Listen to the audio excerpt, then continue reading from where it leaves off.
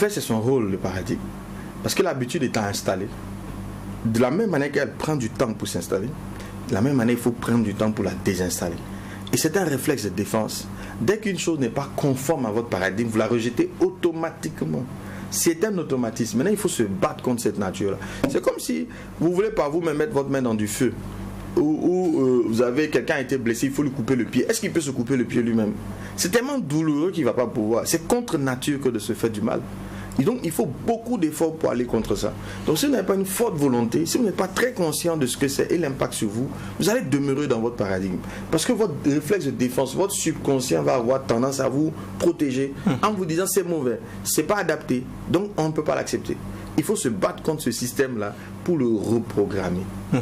Comment on accepte le changement de paradigme? Il faut s'exposer à d'abord, comprendre ce que c'est qu'un paradigme, c'est vraiment révélateur. Moi, le jour que je l'ai découvert, je m'entraîne à modifier mes paradigmes pour être le plus souple possible. J'évite de m'enfermer dans une habitude. Ouais, rien que les coiffures. Si vous coiffez toujours de la même manière, ça devient automatique. Il faut rompre. Il faut changer, faire autre chose pour juste t'habituer au changement. Sinon, on devient rigide. 20 ans, vous faites la même chose. Votre salon est toujours rangé de la même manière. Tout est toujours... Non. De temps en temps, il faut casser vos codes. Il faut modifier vos habitudes. Changer les voies par lesquelles vous rentrez. Changer la façon de vous laver les dents. Et ça, c'est un bel exercice qui est recommandé en coaching pour justement s'entraîner, les neurosciences. Il faut vous brosser les dents, par exemple, avec la main gauche, se laver le visage pour essayer de faire autrement. Vous allez voir qu'automatiquement, tous les matins, vous avez les mêmes réflexes. Modifiez-les.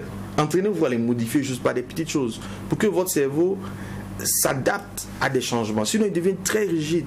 Vous savez que tout ce que nous faisons s'exprime dans notre cerveau par des liens neurologiques. Notre cerveau est rempli de milliards de neurones.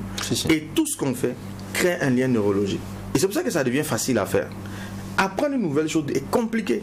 Parce qu'il faut créer un nouveau lien neurologique. Et ça demande beaucoup d'efforts. C'est plus confortable de rester dans ce qu'on faisait d'habitude.